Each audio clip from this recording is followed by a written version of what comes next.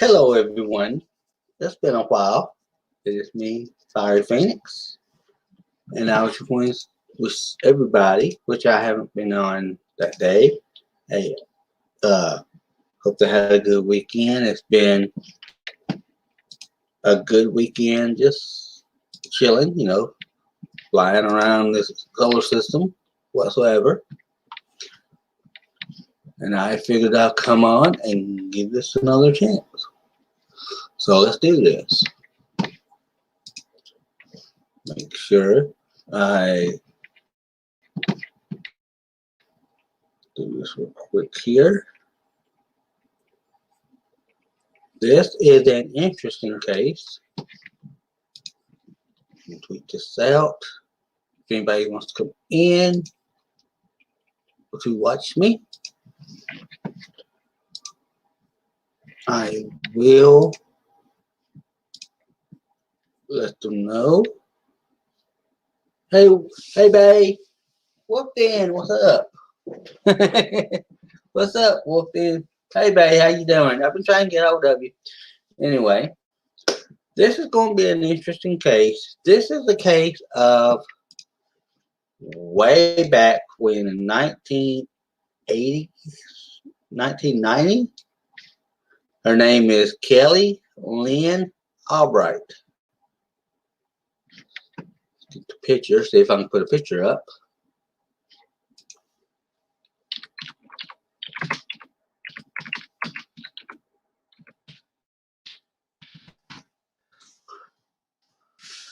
But it's an interesting case. You got allergies? Oh, wolf. I know the feeling. I know you hate allergies. But this is interesting. I'm trying to find some pictures of her. This actually happened in 2002. My bad on the date.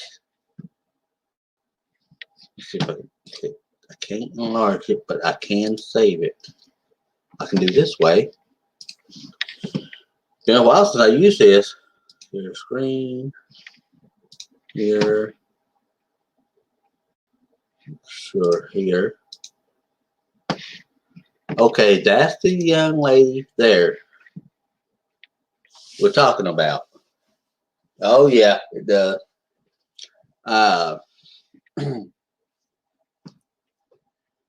This is a really interesting case. It happened in Hitchington, Kansas on July 15th, 2002. Just a second. Yeah. Hey, Jim.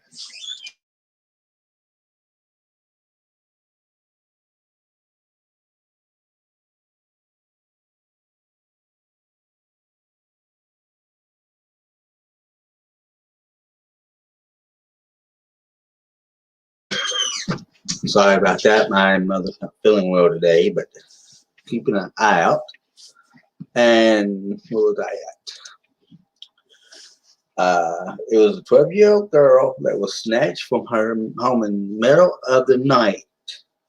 Only this crime didn't happen today. It remains unsolved for 30 years. Kelly Albright's final resting place in the Amish town of Yoder is as unassuming as those who pass it every day. This was said about the lady. She had a sweet disposition. She was very shy and very quiet. Very soft-spoken girl, said a childhood friend, Rona Smith. It has taken Rona Smith 30 years to speak of that shy little girl.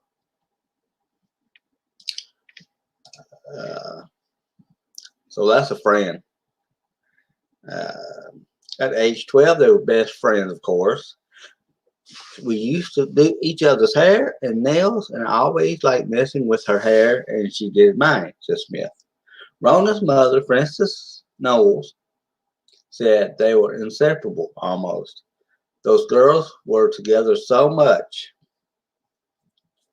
But in 1970, a bond would be broken in a brutal way.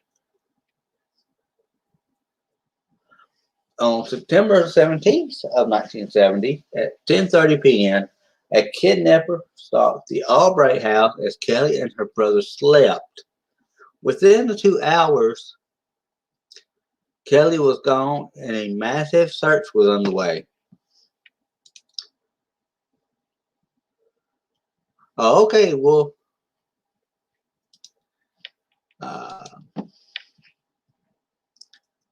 4 days later, a farmer was hard at work in his field, though his true labor that day would be finding the naked, battered body of Kelly Lynn Albright. They turned her over, and there were brown spots on her. We don't know what they was. So I asked them what they would be, and they said that it was with a knife, probably stabbed.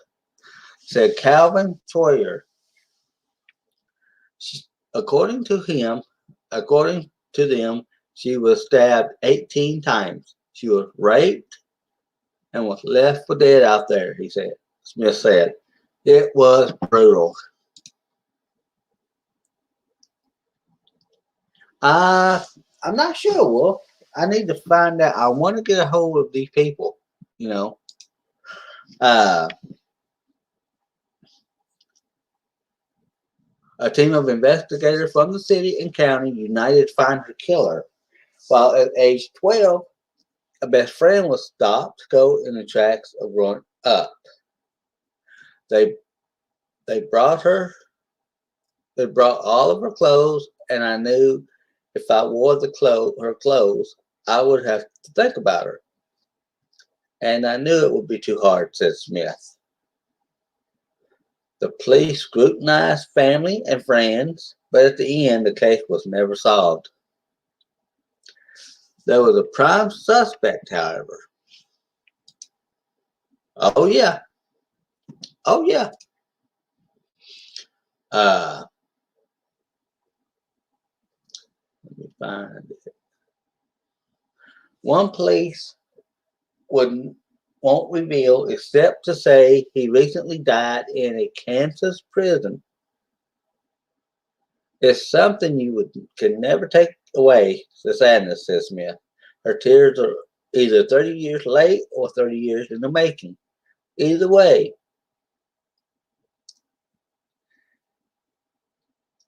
Rona Smith says her tears pick up from where her best friend left off, alone in a field 30 years ago. How could you let go of it? She said. When you knew something this horrendous and brutal happened to someone so sweet, there's no way, notes Smith. There is lingering speculation among friends and family that a stepfather may have been responsible for the crime. He and Kelly's mother were not home during the abduction, but even today, police say he examined early on and cleared as a suspect. That's what that's what gets me. Why have? Oh yeah, it is Wolf. It is. It is horrible. It is horrible. Uh, okay, it's got a list of family, friends, and others. Okay, it's got the farmer. Now, the suspect in the case is, according to what I'm seeing, is, let me see if I can find a picture of him.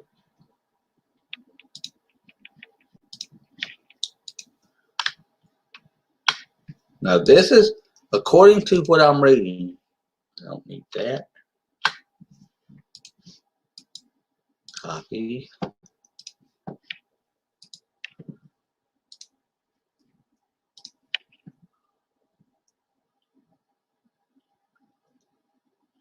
Uh,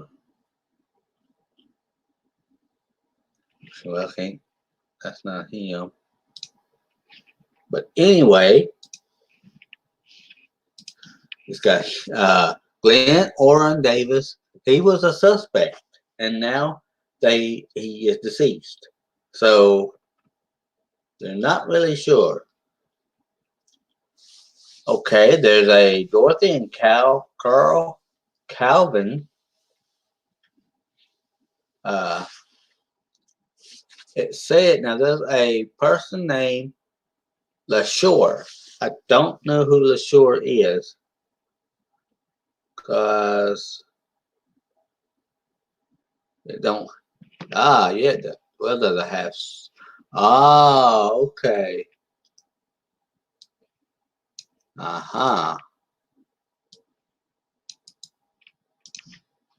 Found something interesting. Give me just a second.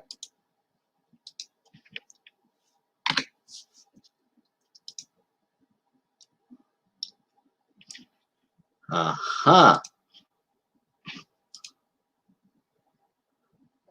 I'm not sure. I don't know if I can play it on here, Wolf. Hello. Just a second.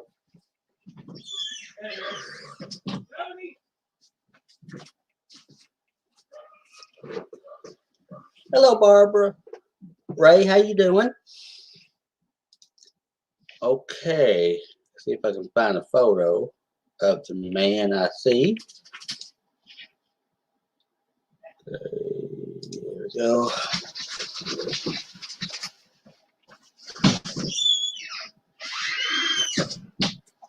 I'm back. Here we go.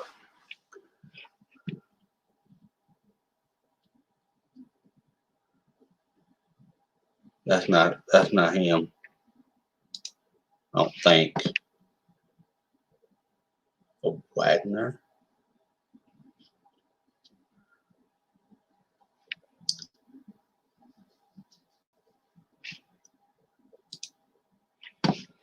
But anyway, hi Lisa Lynn. This okay. I'm doing good. I'm doing good. I haven't been on here in a minute. Okay. I'm gonna put this. Well, I can't. I'm wanting to find pictures.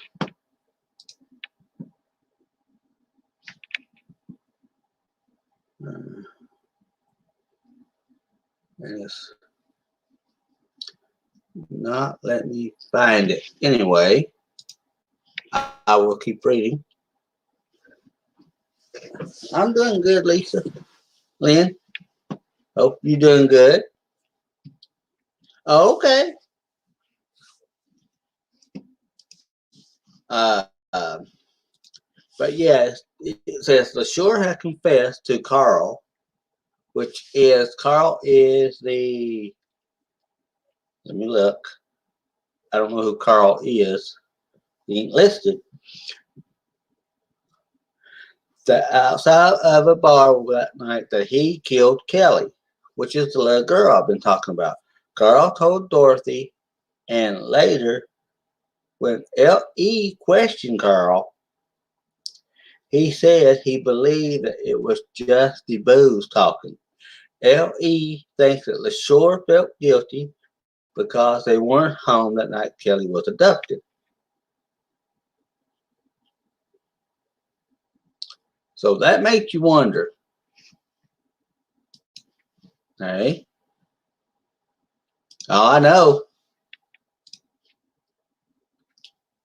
And it's got some good questions. Now, there's a girl, a 15-year-old girl called Rebecca Graham, and she has stated that LaShore had tried to abduct her.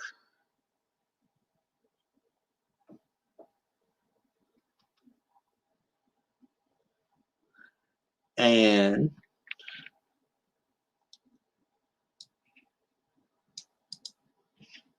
just real quick, I'm doing Google Maps for a second, y'all, because I want to try something here.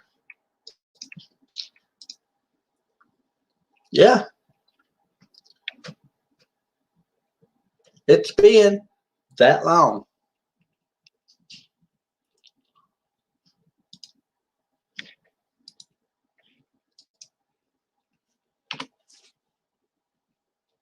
Hope this is right. Yep. Okay. Now, if I can just, here we go. Start this. Hi, Carrie. Miss Carrie, is that you? How you doing? Okay. One here. Do maps here. Okay. Cool. Okay, this is where the body was found. I don't know if you can see it. Uh,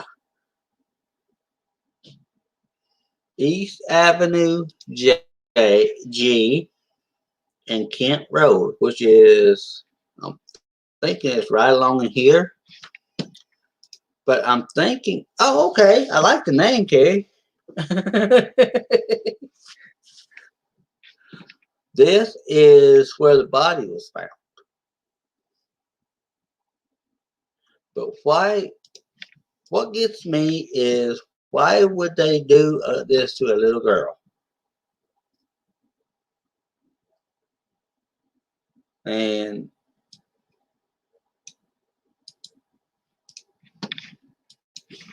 I know it's crazy. Do another one here. Row here.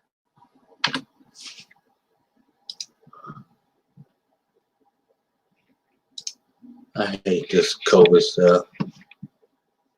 Now, the house was here, what I gathered. But how long and why would that happen? I mean, the little girl did nothing.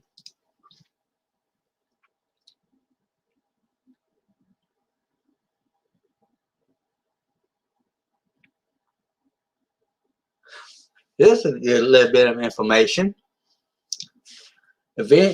Evidently, several years later, possibly in the 80s, Rona got Rebecca to go to the sheriff's office to tell them this story.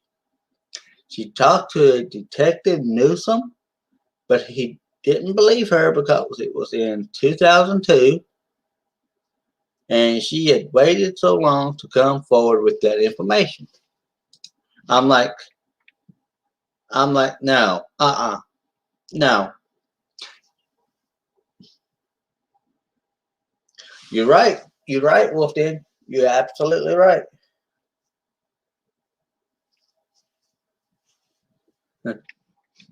Where's Big Kiss at, Miss Carrie? He can come in.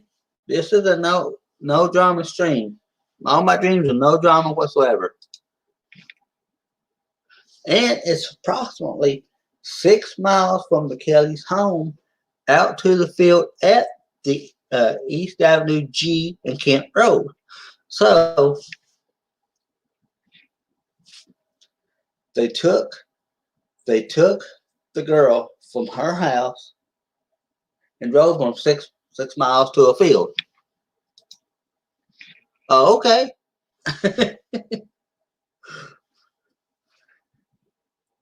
I need to have y'all up on panel one day, Miss Carrie. Be fun.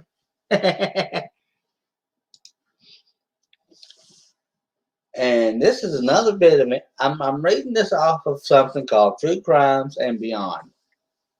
It's really super good.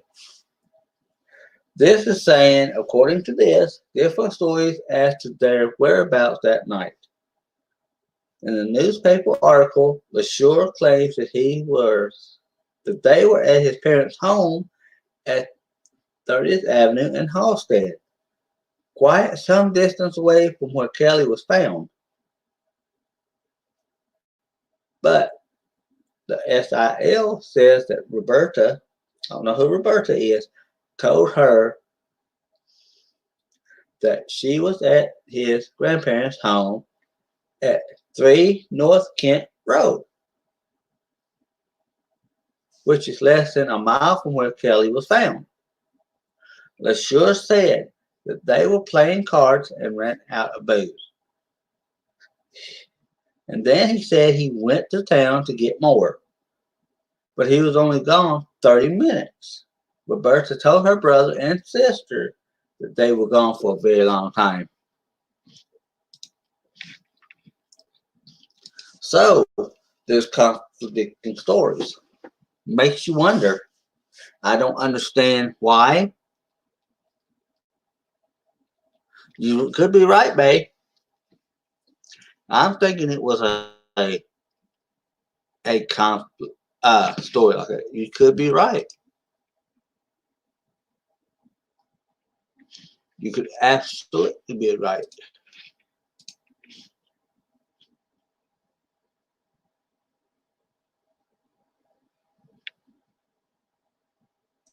It was just, it's just weird. It's just weird.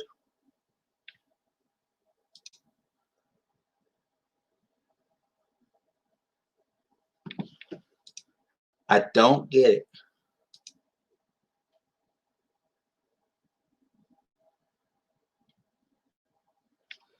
Guys, I'm going to play something. This is from the podcast Mystery and Merlot. And what you're going to hear is that I don't own the copyrights to any of this. It goes on with the case.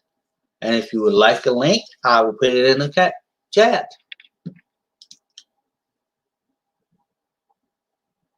Oh, that sounds good. Okay, Wolf. Here we go.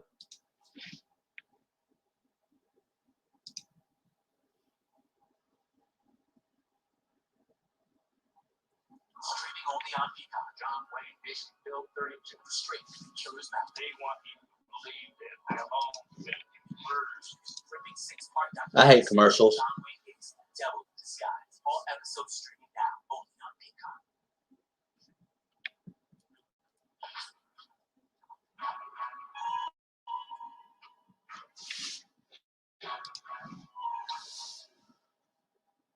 Can y'all hear it okay?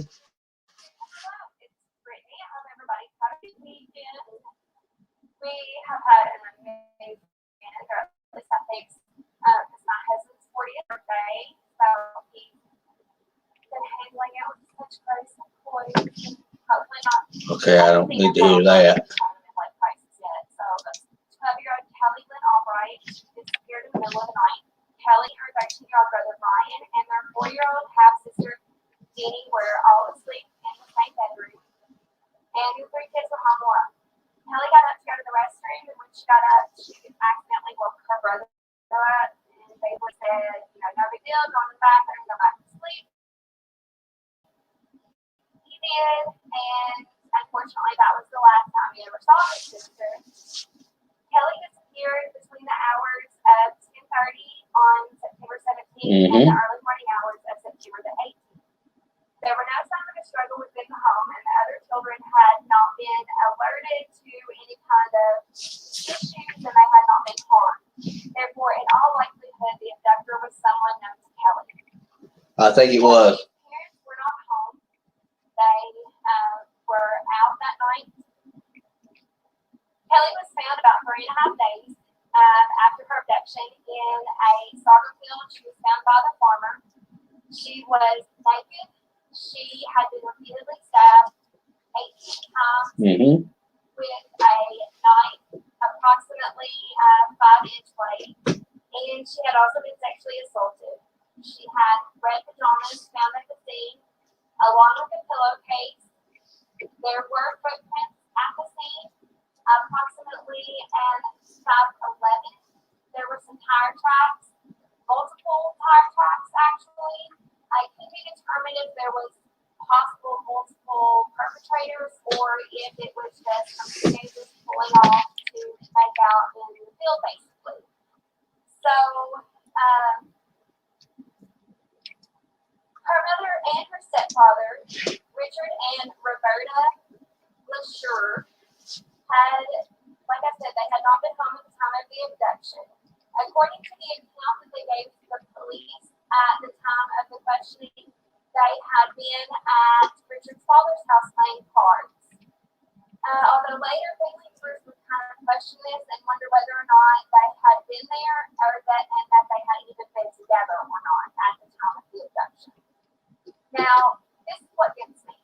So I get that it's 1970 and that a lot of things are different. I mean, I was born in the 80s and grew up in the 90s, and a lot of things were different then than they are now. There are a lot of things that I did or got to do, didn't have to do because things were different versus now for my kids.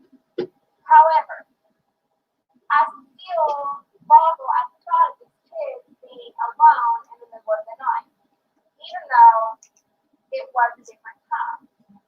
To me, they're still kind of young, and if you're just going to your grandparents' house to play cards, why are you taking your kids with you? Exactly. You know, my husband and I used to play cards all the time with his parents and all kinds of friends, his childhood friends, his sister's friends, our mutual friends would all gather at his parents' house, and we would play into the night.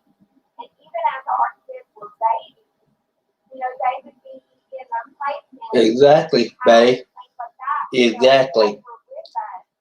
They were at the grandparents' house. If they fell asleep, they fell asleep. You know, either take it with or get a sitter. So that it bothers me.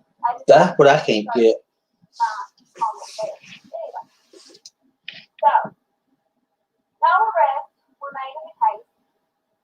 Unfortunately, evidence, including DNA evidence, and I will say that I do understand that this is the 70s and that DNA was basically in non-existent. It was in the infancy, just being experimental stages at this time. But had the evidence been properly preserved, even by the early 90s, the advances in science and technology that have been made by that point, can you imagine the possibilities? What I just put in this chat, y'all, is a news article about the story. If you find it interesting, give it a look. Give it a look. I'm reading it now, and I'm like, whoa.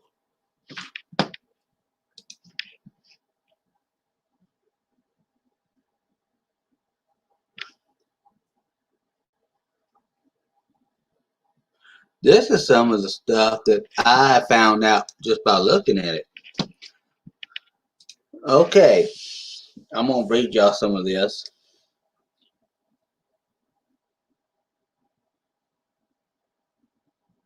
Okay.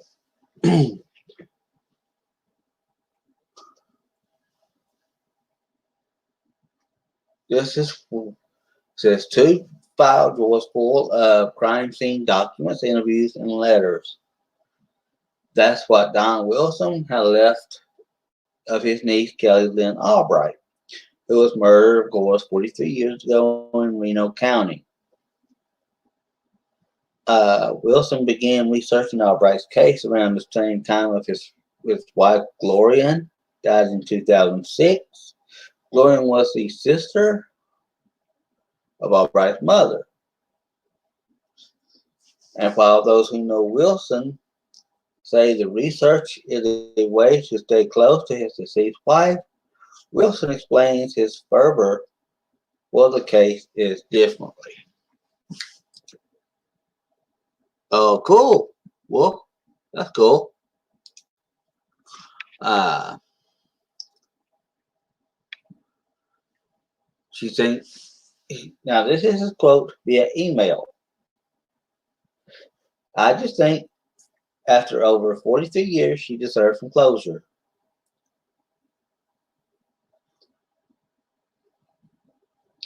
Wilson, who now lives in Sarasota, Florida, corresponds by emails and letters. a former B-52 pilot. He doesn't hear well over the phone. He said, around the same time he began researching his niece's case, he connected with two of her former McCandless elementary school classmates and close friends, Linda Kirby and, of course, Rona Smith.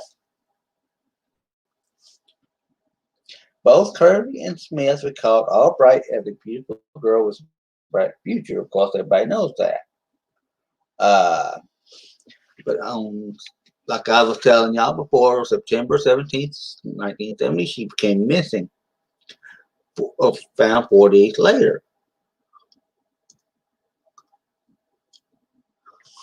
Now this is what gets me. Albright's mother offered to give both girls her daughter's clothes after she died.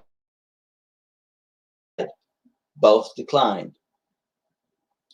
Kirby's family then moved to Pretty Prairie, hoping to make a home and a safer community away from the memories of Albright. Kirby steeled her mind to block out what happened to her friend and never spoke of Kelly Albright until she was in her 20s. That makes you wonder, why do that?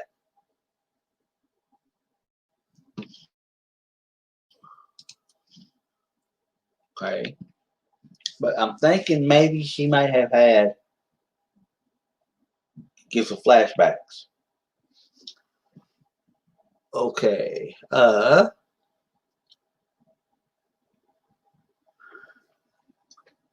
What brought Kirby, Smith, and Wilson together could be no coincidence, Kirby said. After visiting Albright's grave at Yoder Mennonite Cemetery for the first time in 2008, she felt a call to action to try and bring some justice for her friend. I just didn't pick that day to go to the cemetery. It happened for a reason, she said. It happened that we were all brought together. Okay?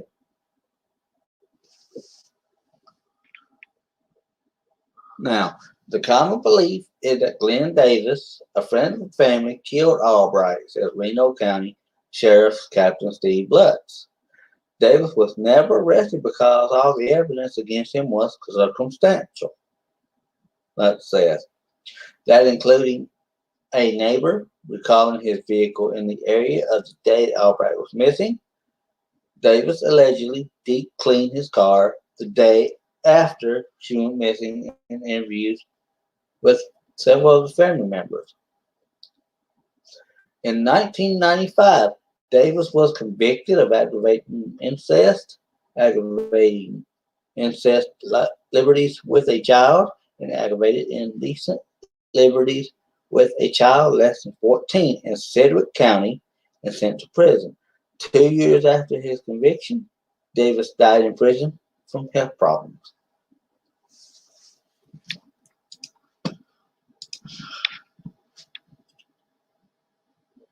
Oh, wow. That's cool. But y'all see, he went to prison. He had health problems. He had his car in the area. I got a feeling he did it. I'm sorry. That's just me. Uh,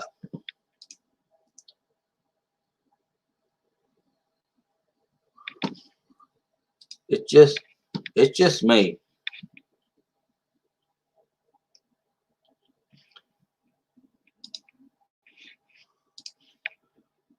Uh,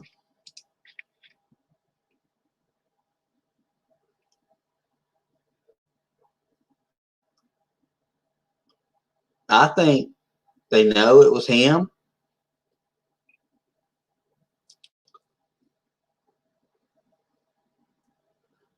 I think it was. Now, this is interesting. The Sure claims that Glenn Davis's ex-wife immediately reported his erratic behavior the night that Kelly disappeared. The man spent several hours in the bathroom, burned. See that?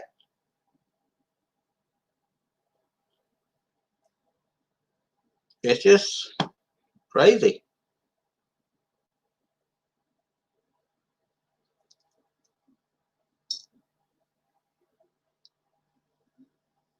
Because that guy, it's just got him at that situation.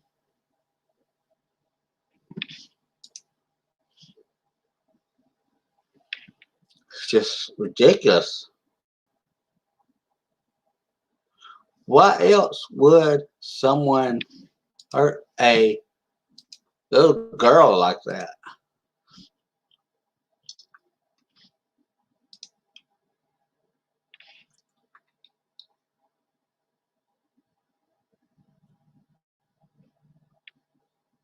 I'm I myself am trying to go and find some record of this so we can all get an understanding of what went on, what happened,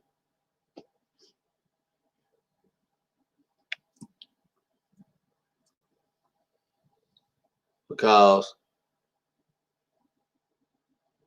if he didn't want to get interviewed,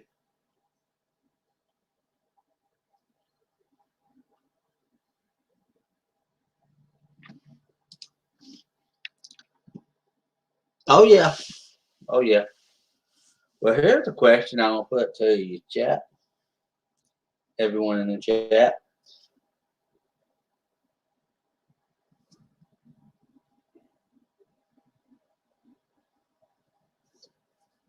Do you think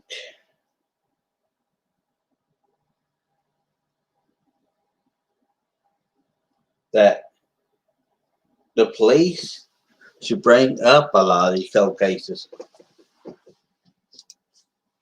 Me, I think they do.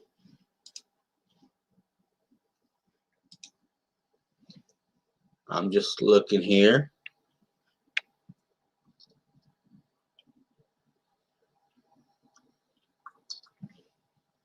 It's just sad. It's just sad. Yeah. Well, guys, I appreciate everybody coming today. For me, first time being back means a lot. I want to thank every single one of you. So I'm gonna end it here. I'm doing my missing persons tomorrow. I'm bringing that back, and of course, have some fun. Sometime this week. But I want to say I wish everybody good health,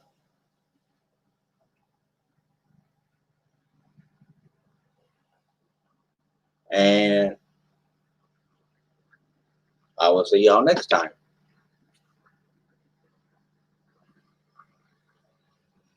Okay.